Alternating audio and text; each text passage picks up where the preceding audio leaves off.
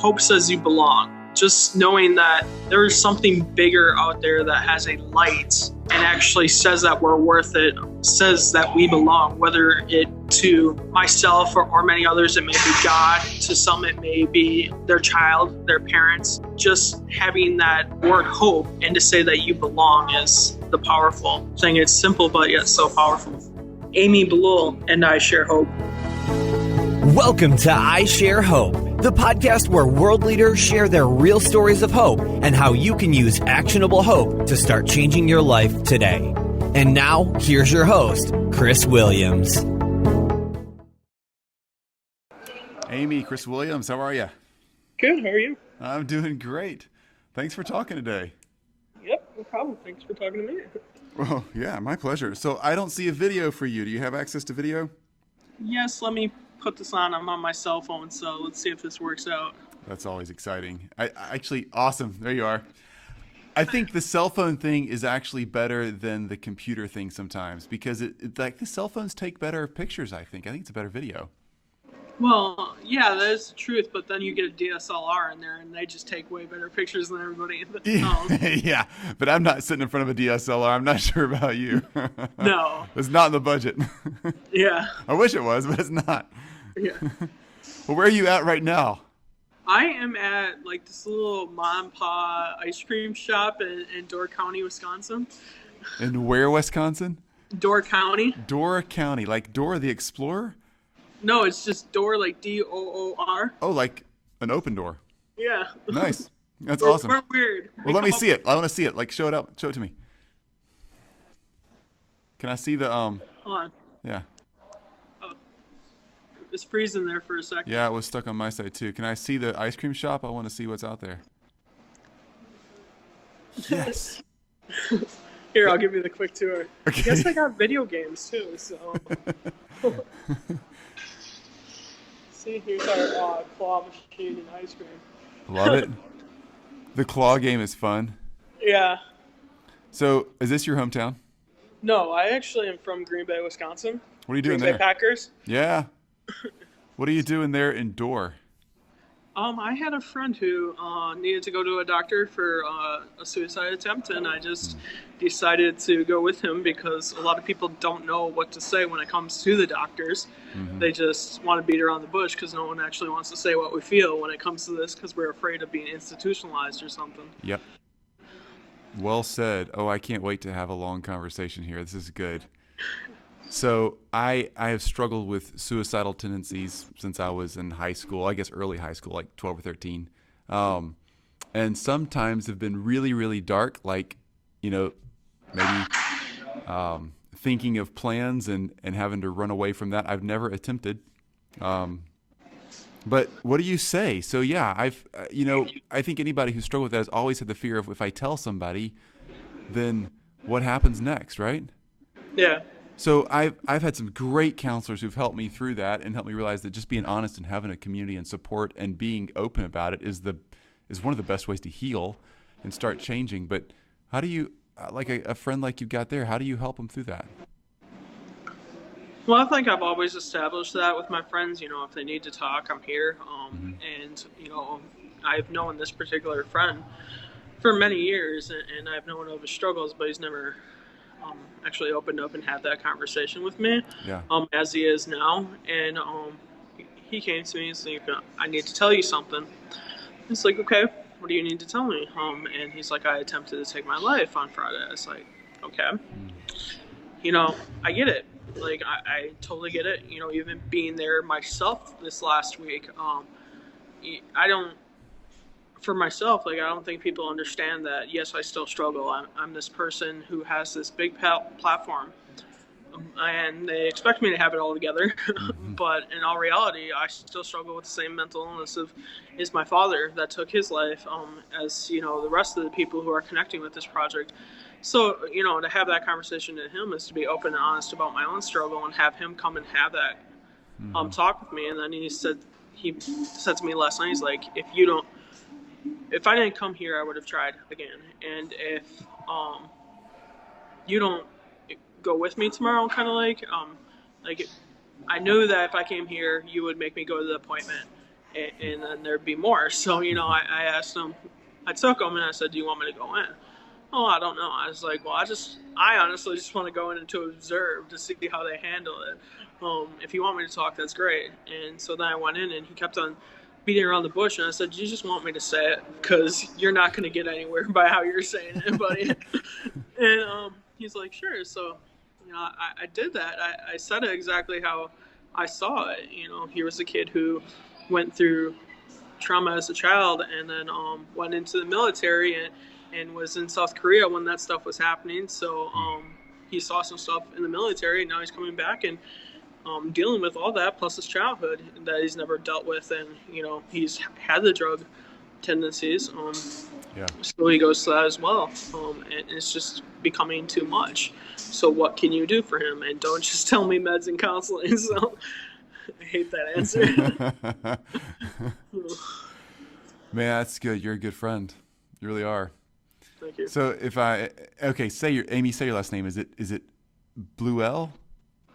Yeah, that's one way to pronounce it, or Bleuel. Bleuel. I just yeah. Okay, I can go with that. Roll it all together. Bleuel. Yeah, just get it out there all at once. Yeah. All right, so Amy Bleuel, and if I get this right, you are now a speaker and a communicator that really helps people dig into this stuff that you've dealt with in the past, which is bullying, suicide, mental illness, all kind of those stereotypical things that people want to put a label on and say, we don't know quite where you fit, because honestly, I think people put a label on it because they don't know where it fits, and then I've got some of that too, and I'm afraid that if I talk to you about it, it might come out. I think that's why people stereotype this junk, because it's just so freaking common, Mm-hmm. So you're still in the middle of some of those things, like I am, and yet you're doing something really hopeful with it. You're actually taking action and building a community and doing the things that actually help bring health. So that's why we invited you to be part of I Share Hope. Well, thank you. I sure hope you don't have it all figured out, because if you do, this is going to be a really boring interview. It might make it sound fascinating with all my knowledge. All right. Well, from the great city of Door, is it Wisconsin? It's Door County, Wisconsin. Door County, Wisconsin. We all know where that's at. Right up there, next to the other places in Wisconsin. Yeah. The peninsula. All right, so let me ask you these 5 questions then, Amy, because I like what you're doing, and I think you'll have a unique perspective, and you can get into more of your story as we go along. I think question 3 is a great spot for a lot of what you have to say. You answer this however you want. We're asking 1,000 people around the world to take part in this survey. You are representing a nice 8 million people, so give it your best shot. Thank you. All right, so here's what we got. Question 1 is the first one. What is your favorite quote about hope, or your definition of hope? I think my favorite, saying, not so much a definition, would be hope says you belong. Just knowing that there is something bigger out there that has a light and actually says that we're worth it, says that we belong, whether it, to myself or many others, it may be God. To some, it may be their child, their parents. Just having that word hope and to say that you belong is the powerful thing. It's simple, but yet so powerful. I've done a lot of these interviews. I think we're well over 100 now, and I don't tear up much anymore. You almost made me tear up on that one. That hope is knowing we belong. That means so much to me. It means so much to me. Well said. Okay, so who's given that to you? Is there anybody in your life you can say, now this person has shared that kind of hope with me? I've seen it, bits and pieces throughout my life, but the people who stand out the most would be my mentor, Bob Lenz. Bob is the founder of Life Promotions here in Appleton, Wisconsin, and it's a big company. He's nationally known, and it's a great hope instiller for youth. And I met him in 2008, and I remember the words I said to him when I first walked up to him. He didn't know who I was. I was just another person who went to his festival, And I said, I'm going to take my life. And he's like, why are you telling me this? And it's like one of those responses, like, why are you telling me this? Like, dude, did you just hear what I said? And he just said, why are you telling me this? And we had a conversation, and at the end of the conversation, he says, let me know that you got to the next location safely. And let me know you're okay. And that started the relationship that has been going for 8 years. And through it all, I've gone to him and I've said, here's how I'm going to take my life, or days after I try to take my life, or whatever, and so on and so forth. He was always there to say, pick back up. You fell, pick back up and keep going regardless of it. So obviously when I came out with the semicolon, it's just like, whoa, the semicolon made sense for your whole entire life, because he always told me to just keep on going. If you need to stop and pause, keep on going in life. And he was definitely one of those big influences. And then, getting into the spotlight and being in the position I'm in, now I have the opportunity to network with bigger people, and somebody who definitely touched me, even in the short time I've known him and actually been able to have the conversations with him, is Kevin Hines. And Kevin Hines has a great story of his own, where he had attempted to jump off the Golden Gate Bridge and survived. Whoa. And he goes around dealing with some of the similar things I deal with. We both struggle with chronic suicidal thoughts. We both struggle with depression and all that, and have similar diagnosis. And he just, through his story, through saying that, I live mentally well regardless of, hey, I think about suicide all the time, or I may have these urges or these paranoias. I live a healthy life, and you can too. And having that to stand beside me and say there's hope in that as well. Great mentors, great supports. That's awesome. Wow, love hearing that. And that's a really good response to the comment, why are you telling me this? That's a really, I would have never thought to say it to a friend, but that's a really great thing to say. Why were you telling him that? That's what I want to know next. Why were you telling him? What did you want in that moment? I think deep down, and actually it's not I know deep down that I never, ever want to take my life. I don't want to die, but I want to escape the pain. Yes. And I want somebody to say, stop, don't do it. I love you. We can work through the pain together.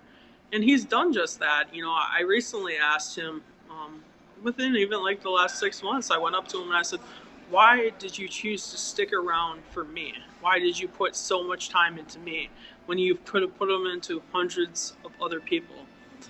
And he said, because I saw the finished product. I knew what you were going to become. And obviously I sat there when I hit the meeting. I'm like, did you know this is what I was going to become? Because you could have gave me a heads up here, dude. He'd have scared you off if you had done that. Yeah. But yeah, just to have that faith, to know that regardless of everything I've went through and the labels put on me by society, that there was something more. There was something regardless of my mistakes, my my own darkness, my own downfalls. Yeah, that's so beautiful. Okay, question 3 is, when's a time in your life when you really had to have some hope to pull out of? Kind of take us back in some of those darker days and tell us the story. If you care to. I don't want to put you in a bad spot, but we need to hear this from somebody else who's being real and honest, because it's kind of scary to get out there and tell the truth about this stuff, Yeah. With, honestly, it's been my whole entire life, trying to find that hope, trying to find that will to hang on. And my story really starts at the age of 6. My parents divorced at the age of 4, but my story really starts at 6, and it starts in a dark, brutal place, as being abused by my stepmother for 2 years, being beat with 2x4s, being told I was the devil's child, that I didn't deserve to live, being locked into dog cages outside in the desert heat of Arizona, and just being treated like an inhumane human. I wasn't human. I wasn't worthy of the life I lived. I wasn't worthy of the time and love that I deserved. And that's what I knew for 2 years. So to find that hope, to continue on in that time. And I can't say I really have memories of that happening because I was so young and didn't know what hope was. I probably didn't. But I knew that even at a young age, I was always fighting to stay alive or to be with my father. And, at the age of 8, being removed from that house after I hit her back, and then the last words I ever said to my father, face to face, I ran out of the courthouse and I said, "Dad, don't go." He said, "I have to. I can't see you anymore." And those were the last words we ever said face to face. At the age of 8, and then going to find that, place and position in life to continue on from the age of 8 to 13. When I was raped for the first time at 13, and then a bomb threat and hit list was done to my middle school right after Columbine. So I lived in a small town, and the police already threw out the rape case. And I guess I was, I was the typical school shooting profile if you wanted to look at it. I was the abused, angry kid who broke a lot of laws and didn't really care. And I lashed out. I was in ED. I was emotionally disturbed. I was mental illness, but I didn't have any diagnosis of mental illness right now. I never dealt with the abuse I went through. Never dealt with even stuff that was happening within the home. I wasn't happy. And my mom, as hard as she tried, she didn't understand it. Or did she have the resources to take care of me? I'm not sure. But it was never addressed. And then at the age of 13 to go away to prison, a girls' prison, from 13 to 18. And during that time, experiencing brutal self-harm, I would stop at nothing to destroy myself. I would beat my head against the wall until it bled. I would rip out my hair and try to braid it into nooses to strangle myself. I bit myself. I friction burned myself with my own skin. Whatever I could do to harm myself, that's what I knew for 5 years. And I knew a segregated hole in a prison, in a girls' prison. And the over-excessive use of the system, the over-excessive use of the pills in the system. I watched people do stuff that I never even dreamt of doing to myself. I thought I was bad, but these people were worse. I saw the darkest of dark when it came to mental illness and the struggle with it and the struggle in the system and that's what I grew up around. So then to get out at the age of 18 after I spoke to my father at the age of 16, and I said to him, "Dad, does she know we're talking?" And he said no. I said, "Well, I'm going to come and see you when I turn 18. And he even told me she couldn't know about us talking, like he was going to get in trouble or something was going to start up. And so, I made that promise, and I turned 18 August 1st, 2003, and my father took his life September 9th, 2003, a month and 8 days after my 18th birthday. And I got out of the system in December of 2003. I blamed myself. I thought maybe if I was good enough, he would still be alive. And I blamed myself for pretty much the next 10 years until I started Project Semicolon and started my healing process to address my father took his life, and maybe it wasn't my fault. Maybe it was a struggle with mental illness that even dated back to when my parents got a divorce. I remember hearing the stories of how my dad threw a shotgun in his truck and drove away, saying to my mom that she's gonna leave him. He's gonna shoot himself, take his life. And at that time, he was intercepted by the police and went to a mental hospital, so he survived. But eventually, the mental illness took him. The struggle took him, and at first I blamed him. He was the coward, he was selfish, and then I started to understand it because I had been there too, and I had been there repeatedly. My life just continued to be finding that hope to carry on, going through college, being raped 2 more times, then being in a relationship where I was pregnant. I thought I was going to marry him. And he came back and beat me up after he left me for somebody else. So I lost our child. Even as recently as last year, hearing that I won't ever have children. It's very unlikely I will ever have children. And knowing that I had that one chance and I don't get it. And it's like, of all the things I wanted in life, I wanted children. And I'm grateful for the platform I have, but I didn't think I ever wanted to give up children to have this platform or anything.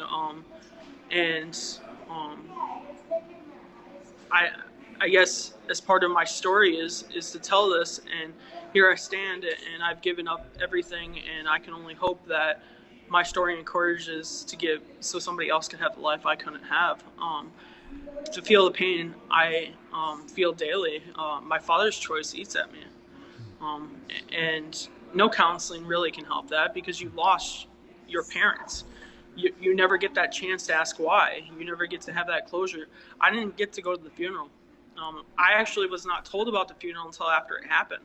Really? I went to the grave probably about 3 years ago, and he'll be gone for 13 years this year. And to me, it's a plaque on the wall. What do I know what's behind it? And how do I know that's him behind it? Because it's ashes. I've sat there searching the internet and finding people my same father's age, the same name, and thinking, well, maybe he's just out there, with Elvis. They're all having a party faking their death. So, that's right. Do I blame him? No. Elvis, John Kennedy, and Jerry Garcia all hanging out, right? Yeah, so he's got a pretty cool company going on there. I can't blame him.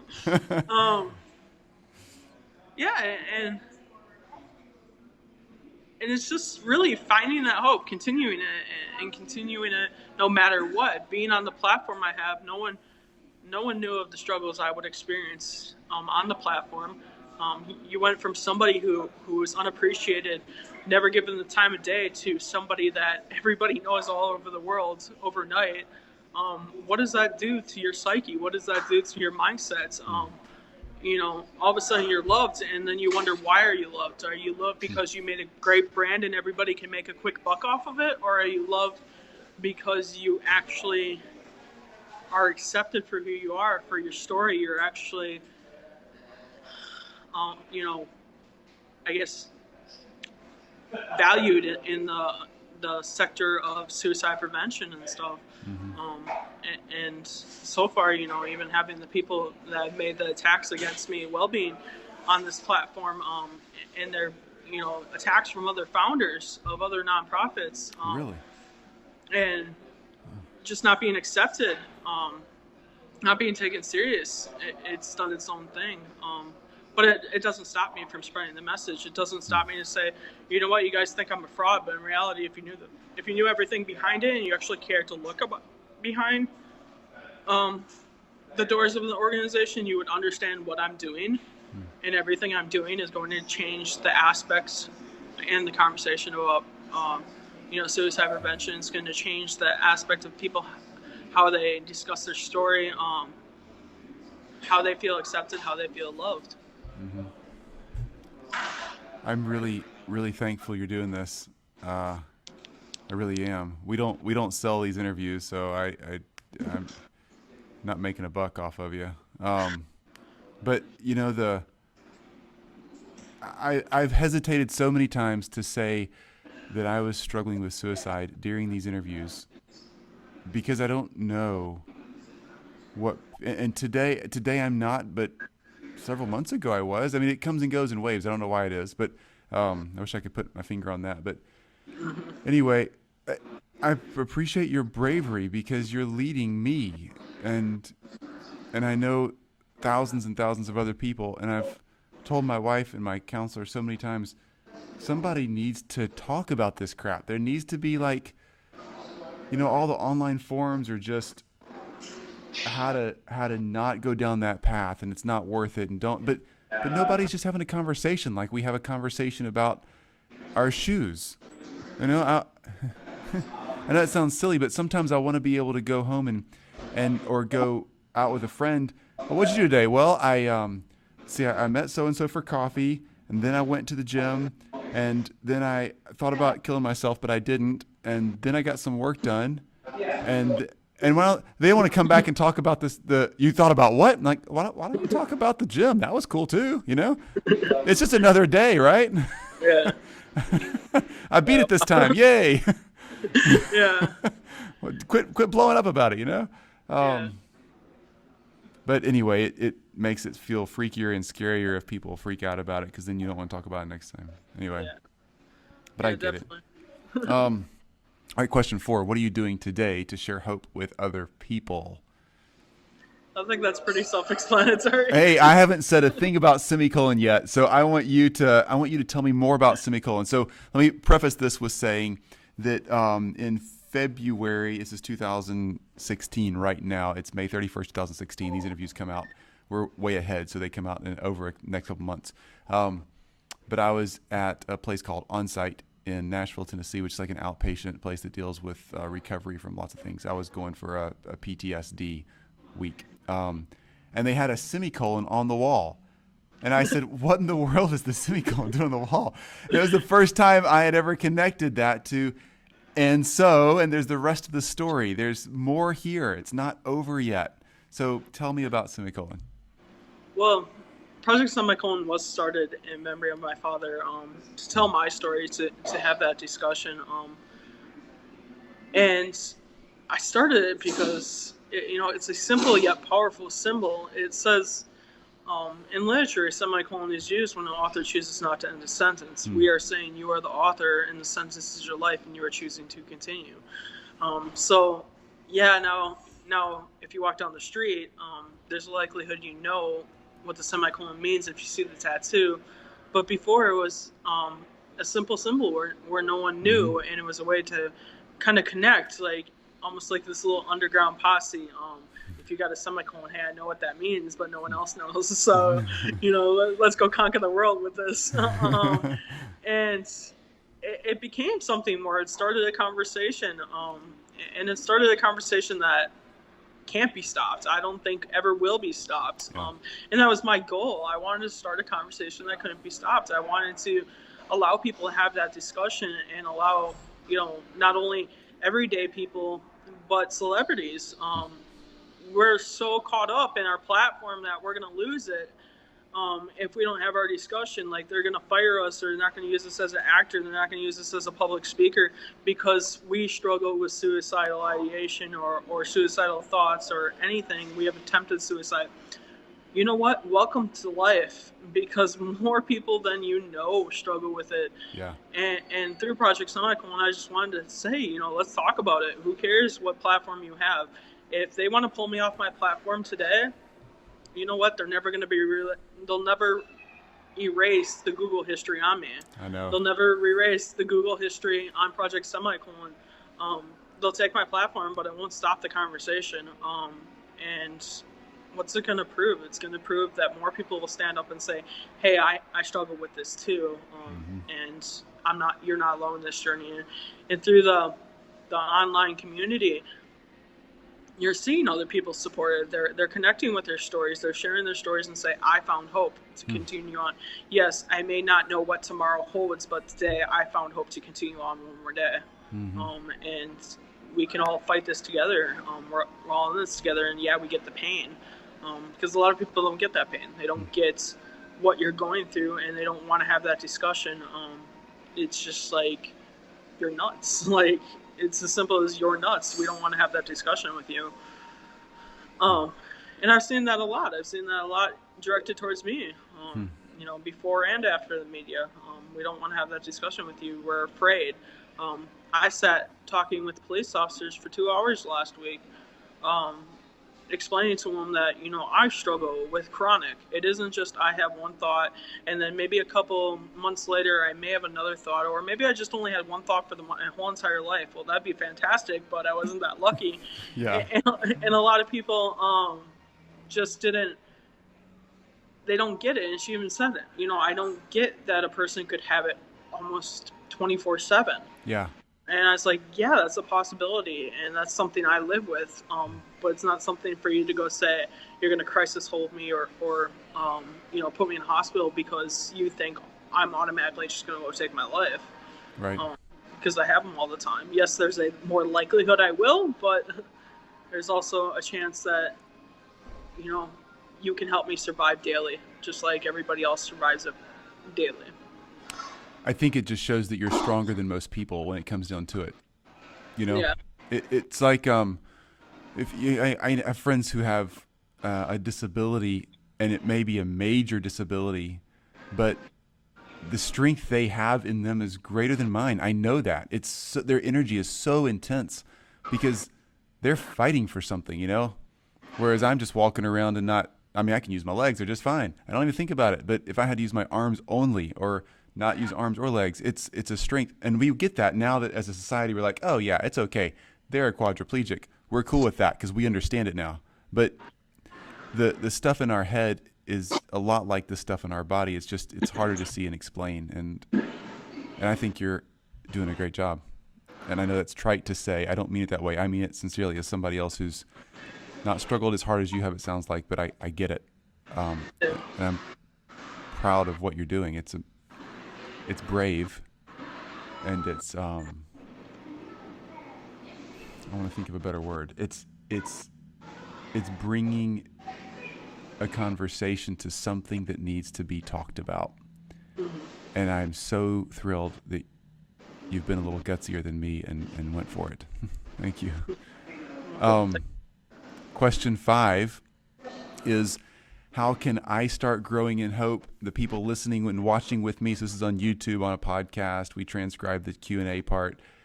People I looked the other day, it was over 60-something countries around the world are listening to this and watching this right now. So thank you. What do we do next? So let's be targeted here. You're dealing with mental illness. I hate to call it that, but it is what it is. You're dealing with something between our ears that's hard to kick. You can't just shake it off and say, oh, just have a happy thought. Let's make this go away.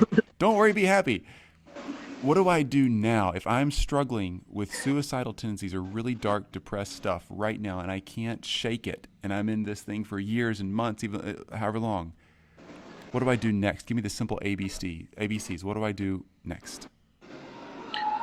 If you're still struggling, you really just need to reach out to somebody. You need to find that hope, whether it be somebody you trust or the National Suicide Prevention Hotline at 1-800-273-TALK. You need to reach out and you need to find that hope. You need to find that support. And I know it's really easier said than done. And I say that because I know in my dark times, I don't want to reach out. I don't want to admit that I'm not normal yet. Let me put the phrase on it. It's like, who is normal? What is the definition of normal? There is nothing we look in the definition or the dictionary and says that's normal. Right. So, yeah, we're as normal as we're going to come. We're normal as everybody else. It's just a different, unique normal from the next person next to you. Mm-hmm.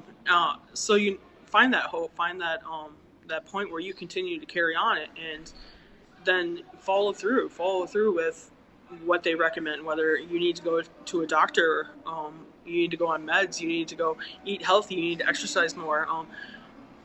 Don't automatically say because the doctor says, and I'm not saying that don't listen to your doctor because I don't want to get that.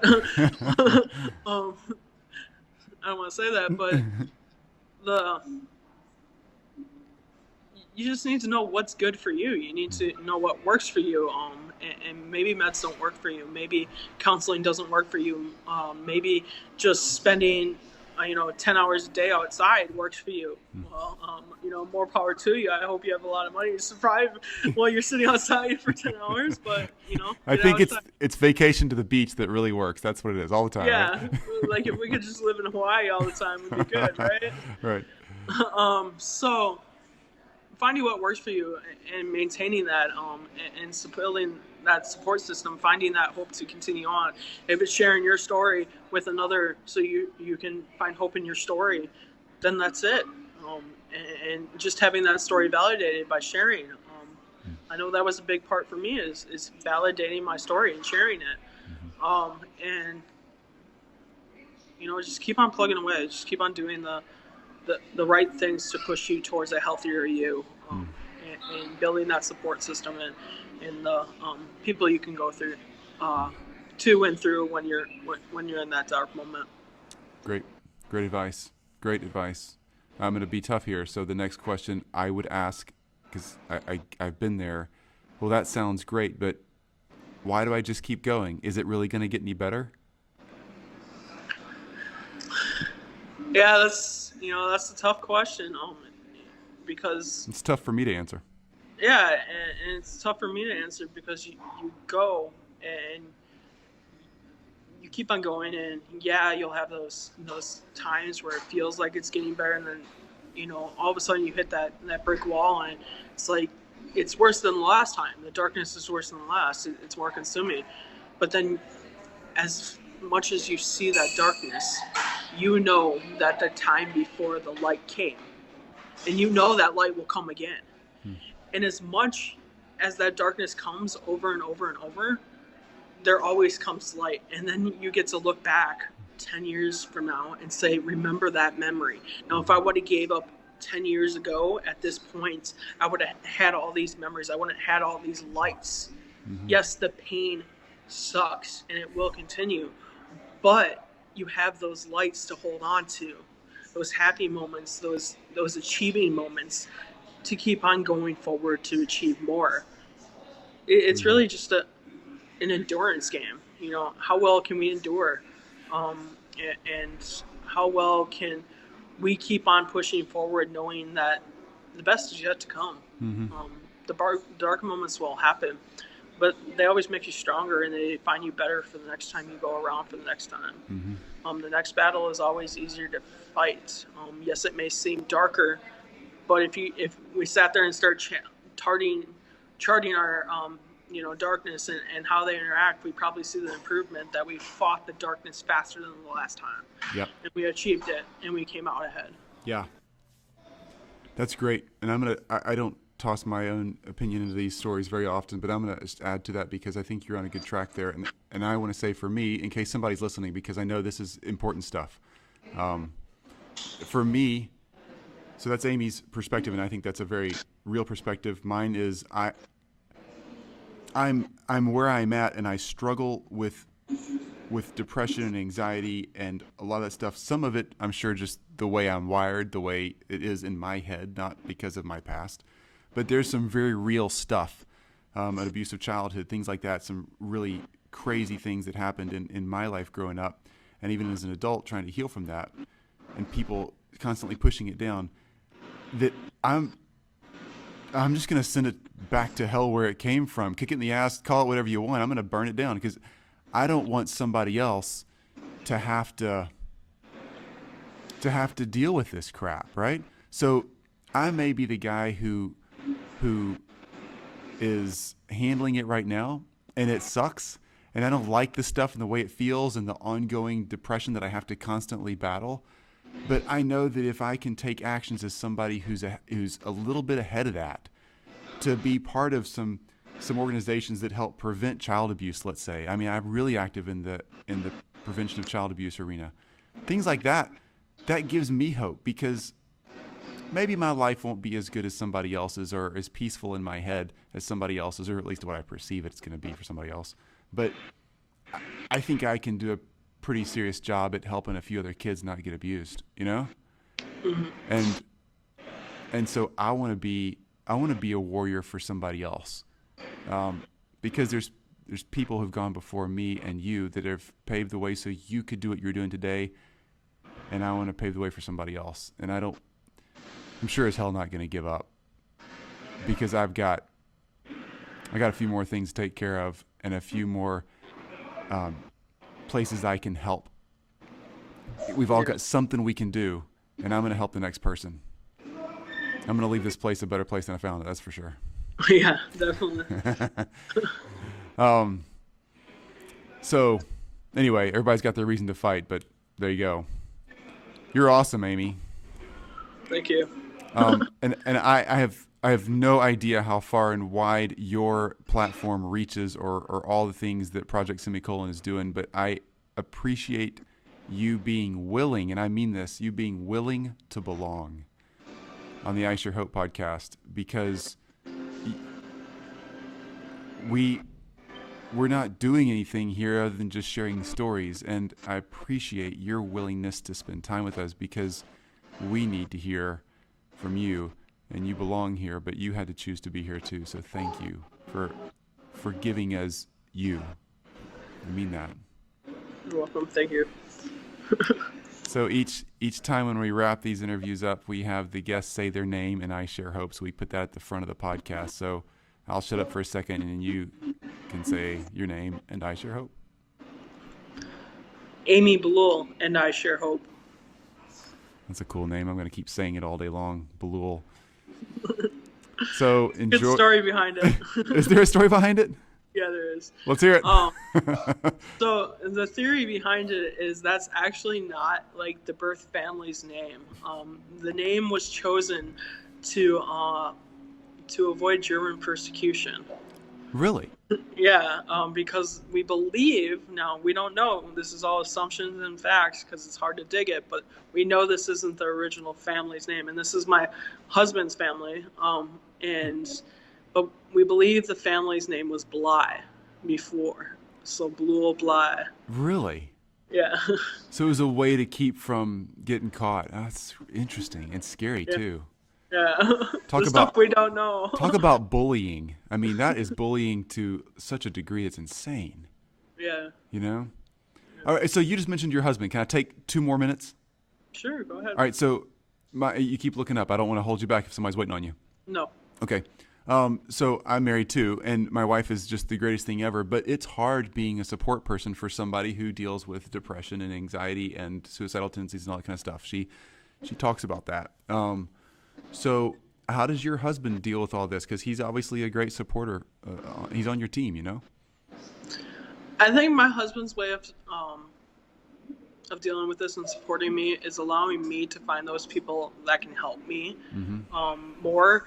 He doesn't understand it as a person who really hasn't seen trauma throughout his life. Yeah, good for him. And you know, I love that he's lived such I don't want to say sheltered life, but that's the word I think of.